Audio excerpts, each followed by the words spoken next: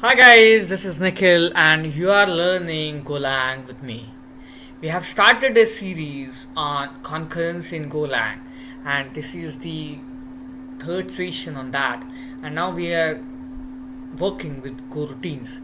In the last session I explained in detail how to make use of the goroutine, how to just invoke the function with this keyword go. Like it's like just say go and run on yourself and have a fun or something like that. Well, that was on the that was on the lighter side. However, we have also seen that these two operations are not joined together. These two threads are not joined together, and at the same time these two threads are not joined with the main thread, and that's why you do see a inconsistent behavior, because sometimes you do see the coroutines as 3, sometimes you do see as 2. So that's why we need to actually join these two threads together so that the main function waits for these two threads to actually complete their operations and then give back control to the main. Let's see how to do so.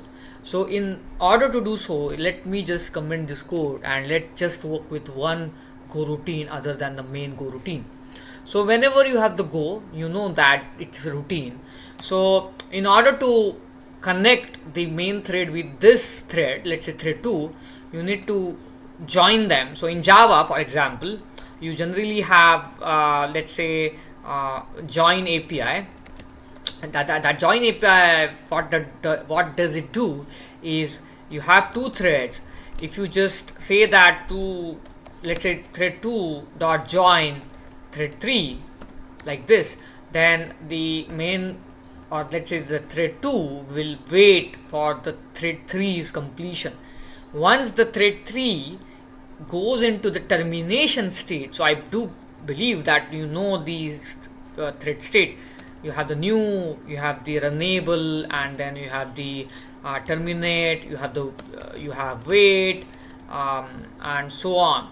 So basically when the thread 3 is done with the execution, then only thread 2 will resume, and then that operation is known as the join. If you have more than if you have more than two threads, then you have the generally you have the countdown latch in Java or in Scala for that matter. So countdown latch, what does it do? So what you do is you start with some kind of let's say lock, or let's say it is a latch, not lock, it is latch. You start with the latch with, let's say it is kind of a seeding operation. So you seed this variable with, let's say with number of your task. Let's say from main you want to run 10 tasks in parallel or in concurrent fashion, and then you want a main task to wait for all of this 10 tasks to finish. Then what you will do, you will start with the latch as 10, then you will see that you will do in a thread. What you will do is you will say that latch dot it's the latch, countdown latch, so it is down, and then in the main you will see that latch dot wait. So what happens is in the main, even though all of the threads are distributed, let's say all 10 tasks are distributed among, I don't know how many threads are there, let's say 5 threads, then what will happen is latch dot wait knows that 10 is the value. So unless and until the latch value becomes 0, the main will be blocked, it will wait, right? Then what will happen is the threads will be provided or will be allocated to the other functions, and then let's say 10 tasks are there, you have 5 threads, so in parallel 5 tasks are finished. So let's say the countdown latch value becomes 5 in one, let's say in one shot. Let's assume that all of the threads require exactly similar time. So at one shot you have 5, latch comes to 5, and then in second shot the latch value will change it to 0. Now latch, so latch will be 0. Now when the latch value becomes 0, then the latch dot wait, which is actually a condition on the latch value, whenever it becomes 0, it triggers this thread to be awake, and now the main thread resumes the execution. Now in Golang, what you have is the wait group. You do not have this cyclic barrier and the countdown latch or the join as it is as a concept in Golang. However, you have similar constructs that actually imitate the similar behavior. So what you have is this one. So you have the sync package. In the sync, what is the sync? The package sync provides the basic synchronization primitives such as mutual exclusion locks, other than ones, and wait group types, which I just talked about. Most are intended for use by low level library routines.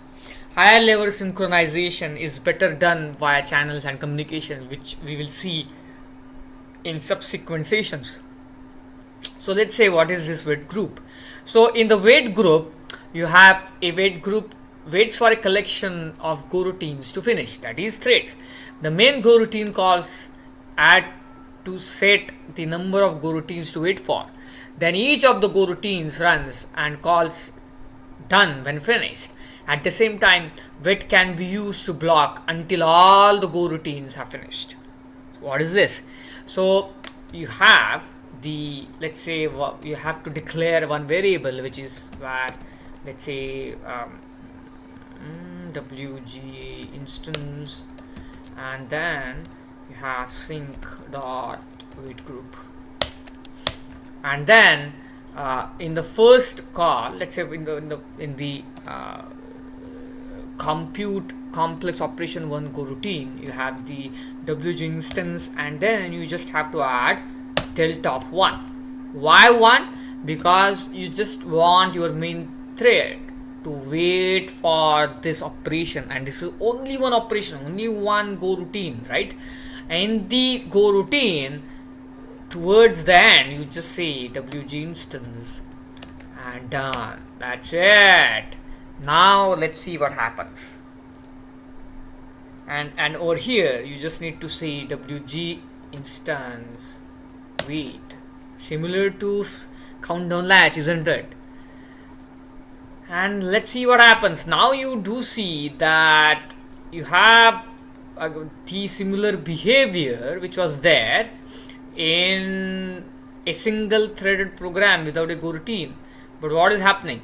What is happening is you have all of the iterations are getting executed without any other thread taking over, and finally when the entire execution is complete, when the wg instance is done, then you have main thread get resuming back, and then finally you have number of goroutines. Now if I just add the number of goroutines over here, let's say before calling a wait,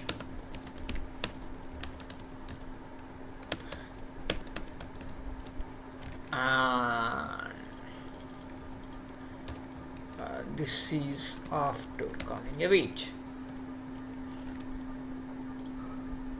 So after calling a wait is 1, and before calling a wait is 2. Voila! This is the fun of concurrency. You have two goroutines at this point of time, and when this is executed, the main is halted. It gives away all of the locks, all of the resources, and it just waits for this trigger when the wg instance, or let's say the wait group value, becomes 0. Now let's say if I just add this one to the call, then what will happen when I add this call? Let's see. Let me assure you that you will see a fun. Now let's see what has just happened. So what has happened is you have two routines now. So because there are two routines, Now you will see that before calling a wait, you have 3 go routines. Why? Because you have main and then other 2. That is absolutely correct. And then when you call the wait, it just waits for these 2 calls to finish. Okay, that is cool. And then if you see the output, you will see the mixture. Now it is not sequential, my dear. Guys, you need to understand, this is not sequential programming. Now this threads, because I do have 8 processors, remember that. So if I just run the concurrency basic, you will find that I do have the 8 processors. So that's why I can actually execute these routines in parallel. But my console is only 1, so whenever